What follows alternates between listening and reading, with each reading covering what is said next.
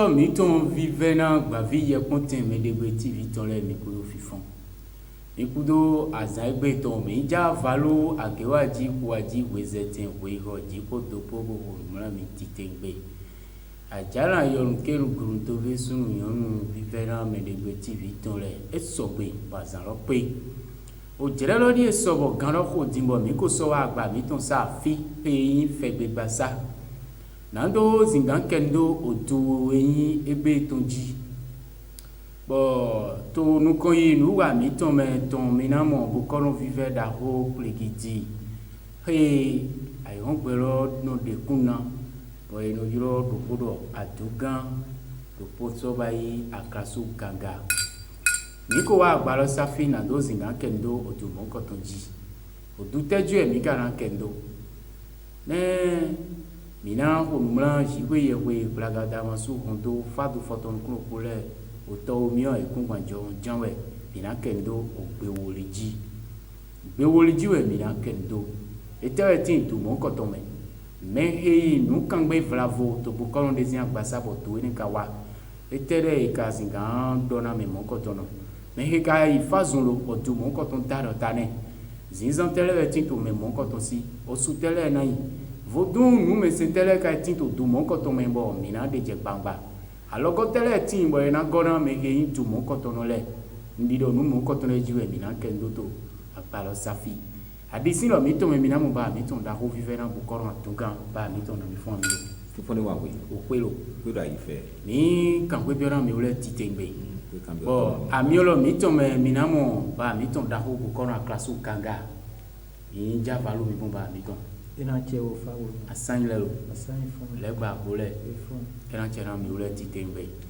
na mi ma so na tengba o ni na de do lu wa mi ton leji ba mi ton da ko bu koran atuga kan ko tibio o poli gbe wo li jiwe mi ule jan wa so to egbe mi na mi fe gbe ton ko gbe he du mo ko ton hezo lo me do wa mi na mi bo to do mi tolera silo to ito ngo lo ji ko yewe sin yi ko me mina jeji we ma so na pin do de mo pin bo ko mo koko le do mo pin alara ajiru po oro mo gale ko mana ko yesu bo ko mo tu bo tu no to gure ne mina se je ko mi o je ho to ko na gba lo mo ko le gba lo su ina gba lo na mi o me ka so yin me kon to mi ton wa ina mo de mi ton mi regbe tv ton le je gba lo na se yo su aka to de na o se ko nu ko ya ko mi bo e mana yi o nu vo na yi ba jena karo gbe himi o sanu gbe himi ami chetula chekle bo mina kendo o gbe holi ero yin gbe ton poku ton po enu poku to gbe o ero tekan ena zon kuku so ipa me bona zon popo rogo ero bi mo pe to ayiroji gbon ni alo ero gbe wayi gbe wo yin o gbe wori ena yin chicho eton ro chomi afon sana kudo o gbe wori na chicho eton ro chomi bo mi to gbe mi ule titengbe ba mi ton da ho bo koran klasu ganga nyaboro o poli gbe woli mi na mi fe gbe to kremle peoli ero peoli ero yin kuton wero mo lo ogbedide mi ton ena ko kan oyin beton bo me pon tin fan peoli ero mo lo avomu do ngba to ayo mo ero do peoli pewai ni aboro aboya bo chiche na chena mi ule gba poli gbe woli gbe wai ko gbe vivele no bo ko le sinu mi poli gbe woli gbe wai poli gbe woli gbe wai izo ran frin mi wa do era chena mi titengbe ba mi to bo ko ran to ga me he wa gba mi to sa bravo bo ne pacha doi bo e ka wa buran zinga do abato no ko to do ido ni ewudo o kheto ato e to me zumeno bio eromo me mon ko ton ni wa mi de ni do ni wo to gbeto o fa ro mi la no kan so bidi e ka wa mi de bo mi ko nu lan ji we e ko fa ko bo pe wo li ka wa bo mi ka mo ganji bo yin ro po le gbe wo li we e tele mo go mi gan dina lo to ran me mon ko ton no bo ra on singa do mo no kunje we pa cha ko no e pa chero ero nu wa ma do tara nu wa ma mo ma wa bo ma ero bi wa ro to vlo me nu mo ko ton le ko ro flen ro pe wo li me gbewoli me oku kplakpla son kplakpla do gbewoli me bo ina ni yo kuna me mon koton ni do ason si ayo jiwe e wa kando gbewoli me ni do o wa ina si ayo jiwe mi na pon ofodo adosi fura mi o fi de epen ko klan bo je gbenu kon gbegodo gbedo si gbe mi o mi na pon fi de epen ko klan bo ra do yon alode mi na lo dudo gbewoli me ajode nya hala son to me so ya so yi do du kan mi o nu o gbe ma yegbe le ko do flen bo ye du kana do me susu sinta me dide no yin chef d'entreprise tabi nde bo me ye du kana ye anu mo bo ko lo le po awu bo e ma so moto na kaka ye na de me son kan si teme to me kan pon me to me ene le kporo ogbewoli si ayoji sa do nu nkan mu nkoton me be ko susu boro wa jowo ko ple kwa ton lo foji ero gbewoli me sa do nu nkan nu de ma do tare le ero gbewoli me amo ni melo ke falo ko bo hin avogo de atimu de plan le bidigbidi ena ajowa nye so to me ena so bo ya zero ten to me bo ten na so je tenjinye to gbewoli me mi ka ko dio be mi na do mo je me kula do na ti me ba mi ton da ho bo koran ton gana ti no de ma do nde sin teme na me mo koto no no to ti w do e ma no kuma mo na di sin ami o ne ka fa kudo avosin san pogo ndi do taragwe na nyeto na mo bidigbidi ena chera no le ti tembe ba mi ton bo koran klaso kanka o pe gbigba ji ya je baba mi ton dete on ton mi ton kriyan mi ton dete pokawa ni honu mlan fa ru mi la bo li pe woli waro no mo koton sita tẹ́lẹ̀ mọ́ mi ka sin adọ́ra mi mọ́ kọ́tọ́. E gba wẹ́rọ wo jan jẹ. E jan jẹ ji. E kan gbe wuli. E wọ. E na cẹ ko fa bo yan bọ iyi na yan kikọ la yan bọ fifa yẹn tó sọn fa ọ̀rọ̀ mi la sin zùmẹ jẹun e tó na yin do mẹ po gbe wuli.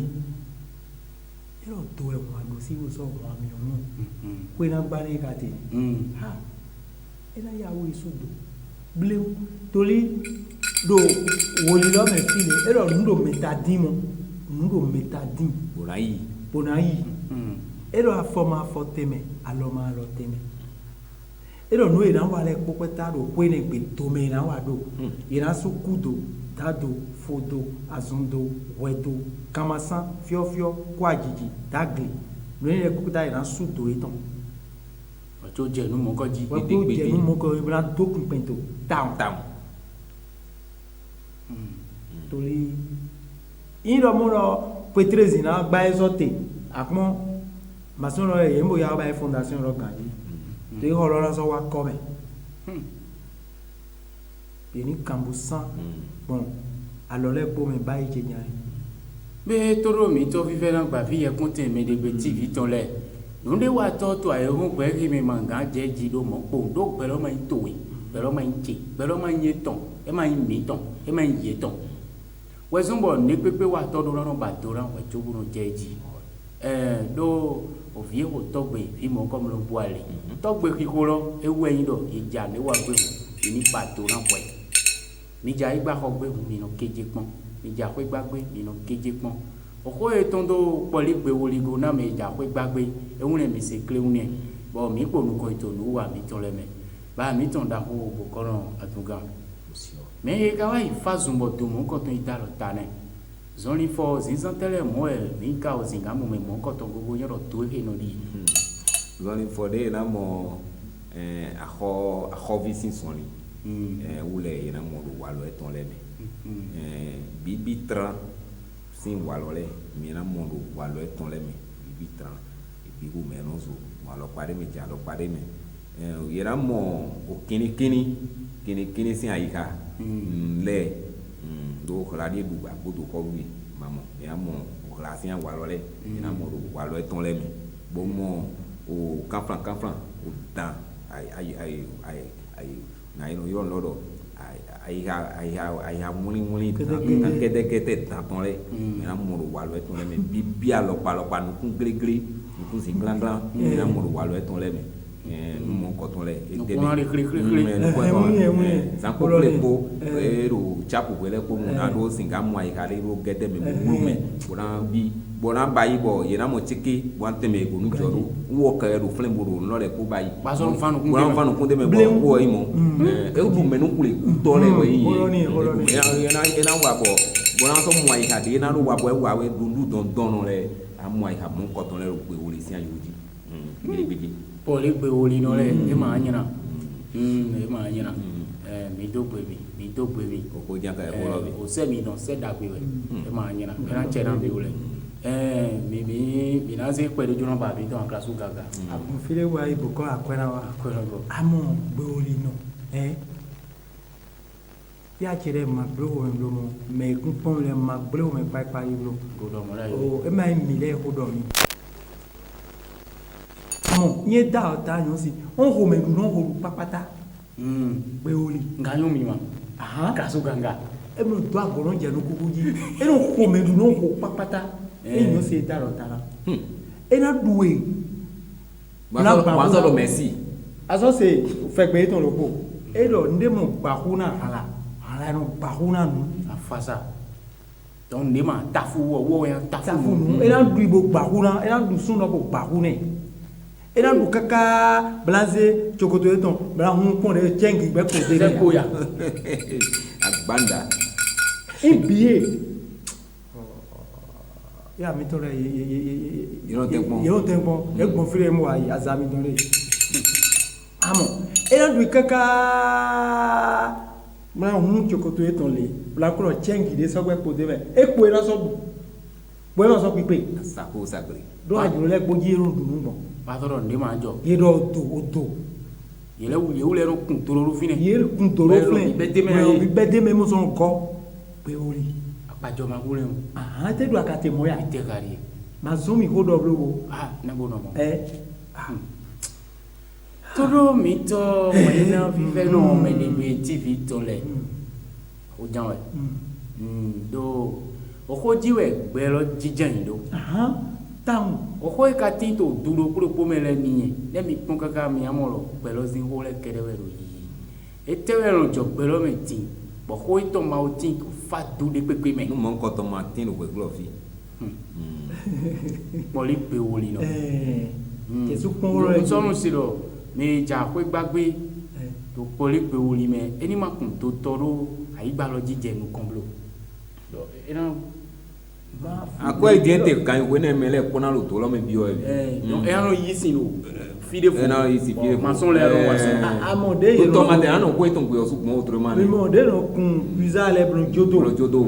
bo mo ito e ro yin o ma son ro ka pizza ti ro yin e mo tan na gokun ka ni mo chengire na yoro boya wa yin ro ho baite azoro na no te we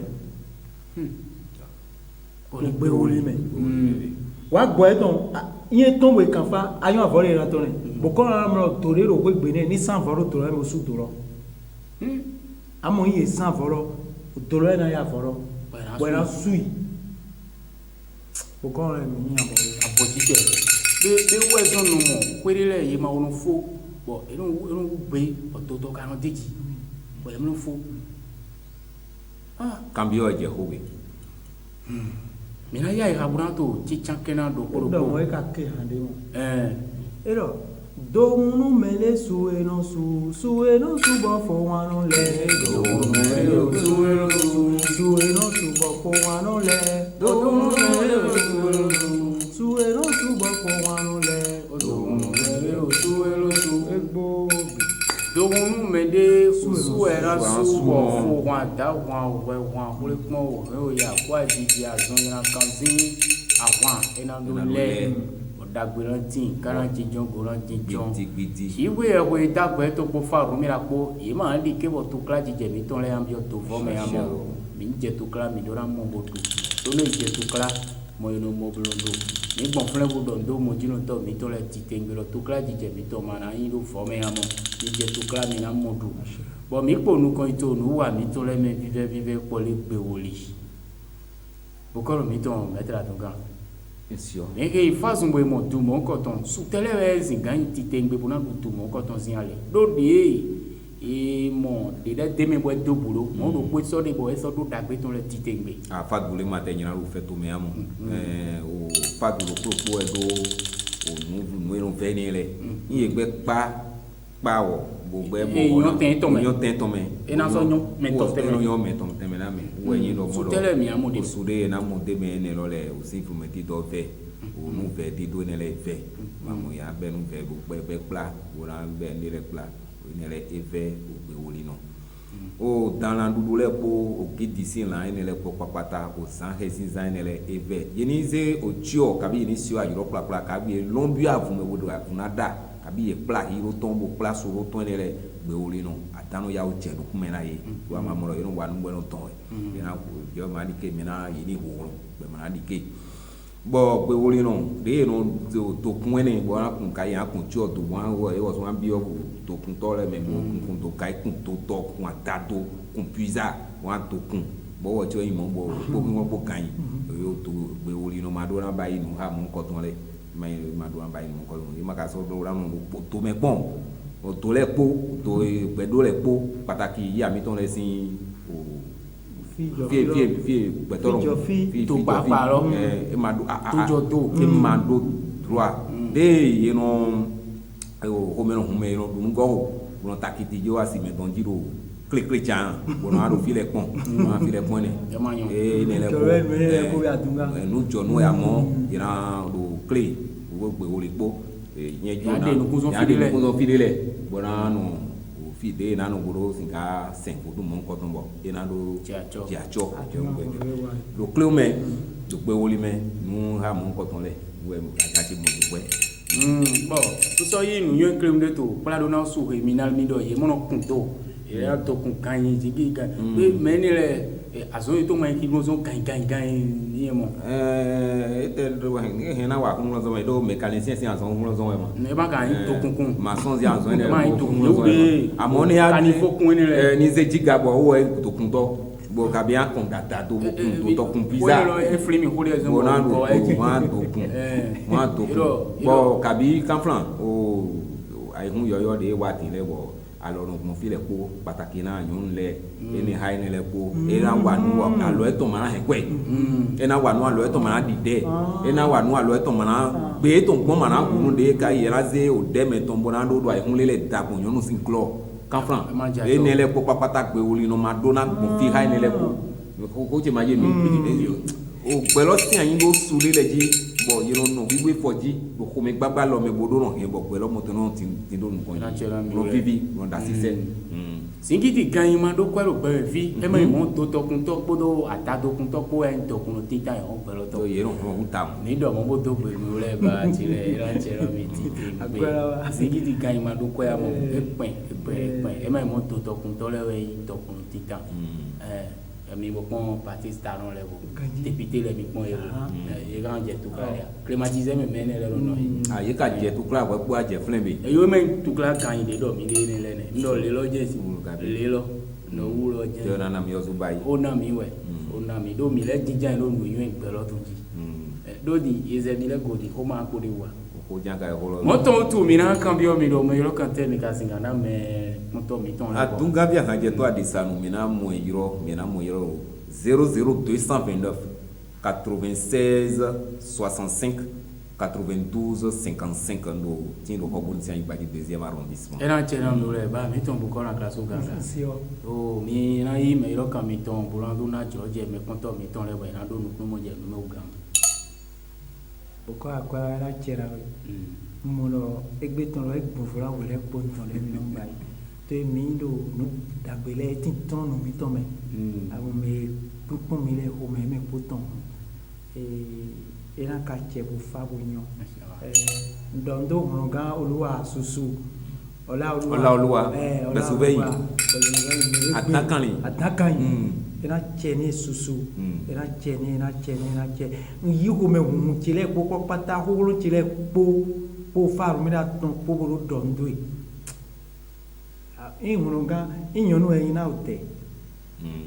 bolo ko itane go gai era nyon bo fa bo nyon to yi fifa no to so faru mi da si zume jawon to era yin do tanda tori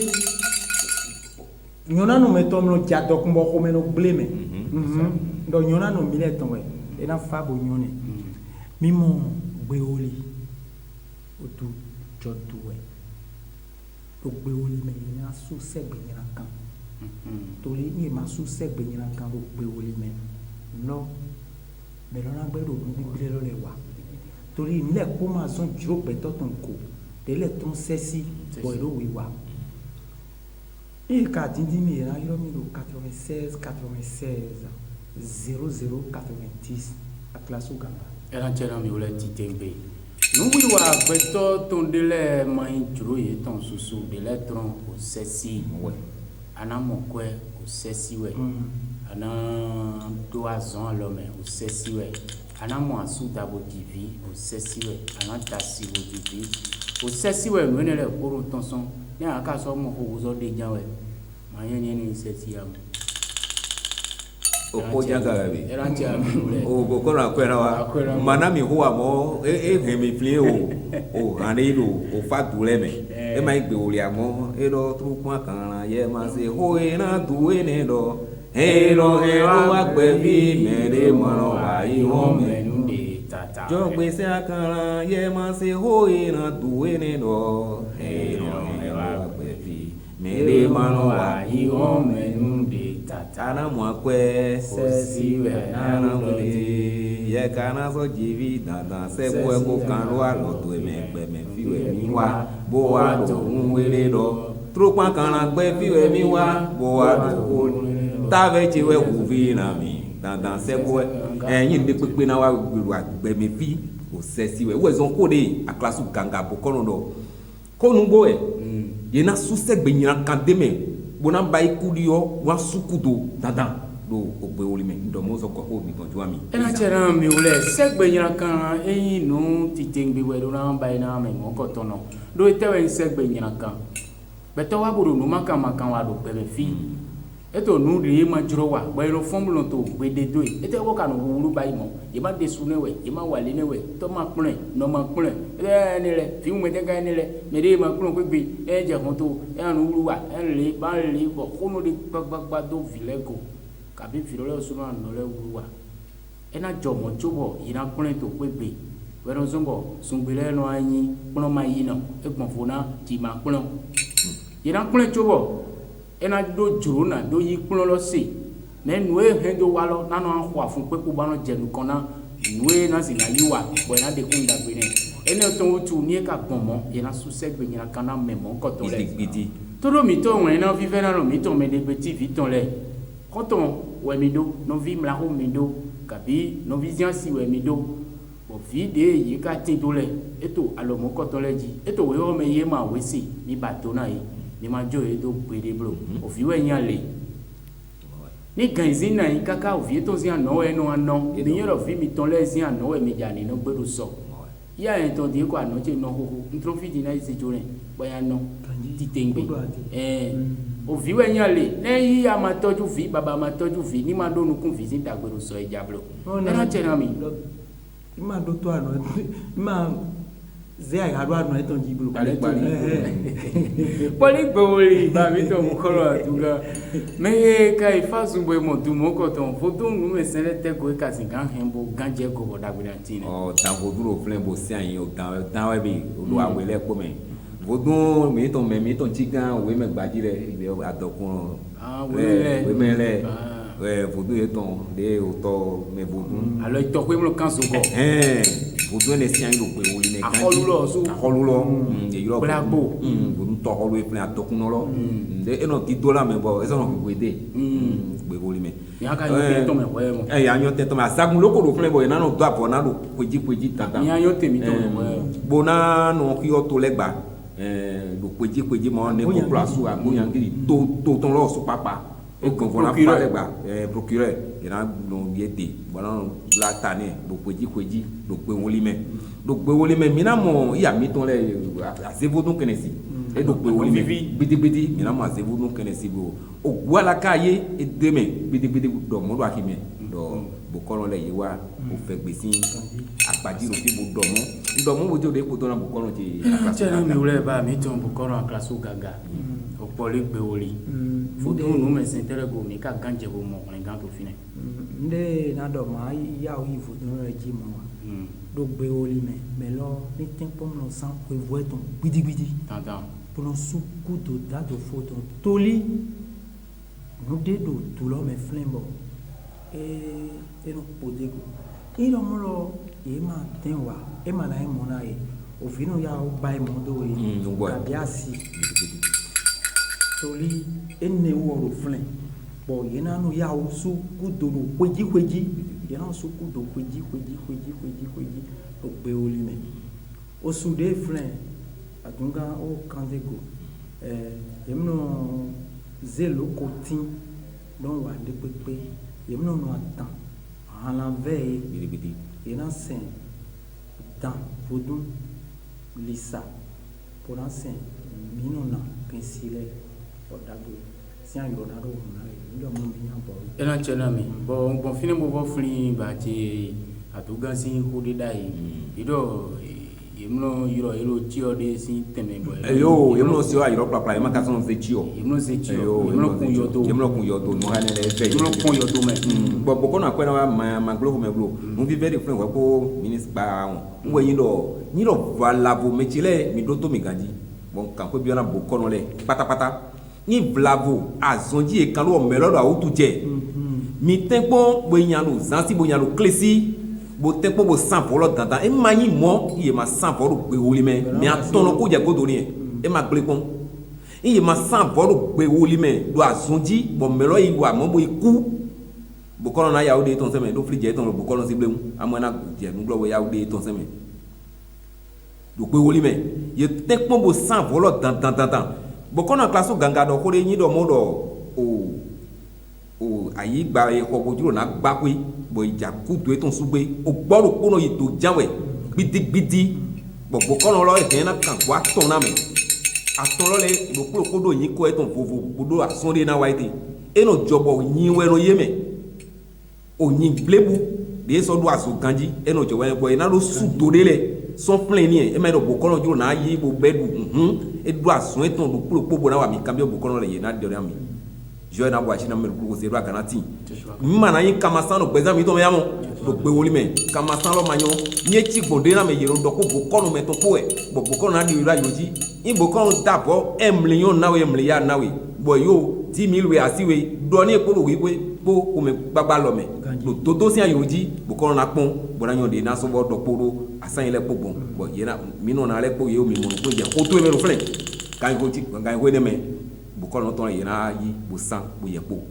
nugbo e kanu je fakon nyaze arizi amele bo mi bokono klo de we klo de aterin kan ko ti bi o na bokono ya yi ya je ni do pe mi ti te ngbe bolo ni wọ́n na to mi ton me vivera me de gbe tv ton le o ko gbe ton e je to mi ule ton me tirelo eto si so do gamezia so wa mi te fi mina veba mi ton e ti to popo mi ko fi de le do alogo tele mo mi ka do ba mi ton kan wona gona to mo ko ton le alogo de ma so tin zero meloni no le fight on no ya masime dede bo pe nkun legba eton go gbogbo bo yin o pesu bo yin fight on sin sule o sude bo kono eton donie do zume le pataki de ye khoni esemele ye singa ya ikabo mi onukun gbe oli no madona te sura bi gbambora gbe fun ko sura bi rogo amasin ko je mo afi kwanu e ma yin dagbere ni doko di do eton le e do na gbe mejo mesin ko akabe kampran bo be o ha tinsin bo nunu ko le la no a deraye bo e ma so na jacho bo ya so wa nu de ma pe so le ma mo nu je me gbe oli no do na no kan e na ra ro ki kam no 600 ro pe me wo do fiji do asiji do asonji do mu present tonji do pele ponu do premier alogo de singado do gbe woli me ni ko me so li kan wa do kan do ya na ye do gbe woli me to me so de ro plein bo ina do ason eton adrawe atimo eton plein bo ko no le sin agbaji bo ero de na ye eme kamelo wi wa tin dai ya ai ti wa ko le ji bo yin lo na wa na mi dai kamelo ka o wa no ne era chera mi le ba mi don bo ko na klasu ganga mi do kono de flafo bora na e o ye ma so po ni me kan ni bo isan bre o yen ton ni kabina era chera mi ti te gbe wọ́n iná tọ́ mi tó mẹ́ fífẹ́ náà mẹ́ ní petit viton lẹ̀ mi kudo to do me ko ka so kudo me pipon tadagbe na me poto wa ka so mi lo so tan fun sana kudo o fa do eji mi wa do to igbe ena ikambo insana mi bo jijo pa san ka gbe ga ko apeto kun ena mi ton kele ko san ko afun ga ka je zaman o mi don do bu koron mi ton bu koron atungan o do gbe akraso ganga tenge mo jino to mi ton mi vive na fofo islam mi do gbe mi basto mi don do mi ule osu titengbe mi ule zon bo yeto mi mo pon bo ka foro gbe mi ton se mi don do mi ule azon lo enali do to alo mi ton me bo tada gbe mi na do do me o kana jijon koran jijon mi na se gbe ton o bo koron akwena ko mi na se gbe ton fe iye kana mo mi osu bo koron akwena wa na ayoro kan mi te ga mi osu ton o vi mi ton pe vi lo yo mi lo bo koron akwena wa bon tito ajelazi ajemeton bon no numéro est passé 96 70 114 27 J era chena mi ule mi se gbe ton ro e sande mina wanude poli jogbe ni walinu mi mina wanude o jogbe ni wali mina wanude pepe poli jogbe ni jenu konu mi